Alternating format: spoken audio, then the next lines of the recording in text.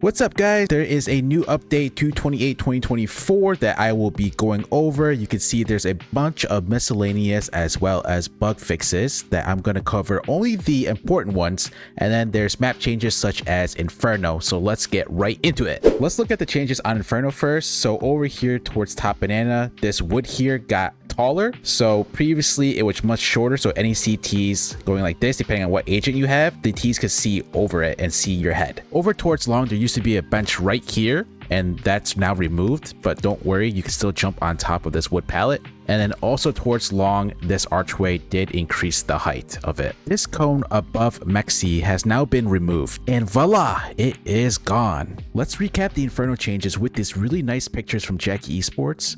So here we see the card changes with the wood. Before, you see the heads over the wood.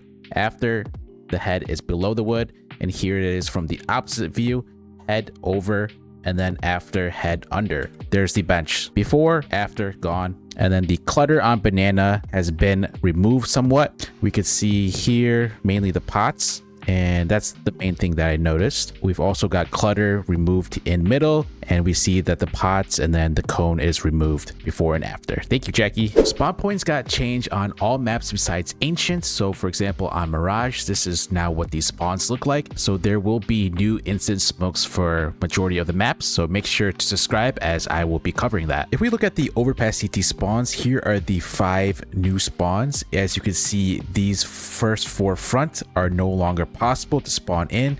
So you don't have the best spawns to go ahead and go, scope out mid and get there fast before the T's can. So this is definitely game-changing meta right here. Austin CS found out a command that removes the tinnitus on the flashbang, and now it has been patched by the devs. So this command no longer works. Previously, when you disconnected during freeze time, when you reconnected, you would get a new spawn and random point. So now there's an update to where if you do disconnect during freeze time, when you come back into the server, you get that same spawn point. There was a bug where if you alt tap and then you tap back in, that would lower your FPS, and that would result in you being able to jump higher, so you could solo boost on certain objects and heights that you should not be able to, and that now has been fixed. On the topic of heights and jumping, seems like the consistency has now been fixed or improved, as we see that Dia tested it out. He says seems consistent now. Before, it would fluctuate by about 3 units. Prior to this update, you were able to jump on top of this rail and then go ahead and jump on top of this position to get in this corner inside secret on nuke. This has now been patched.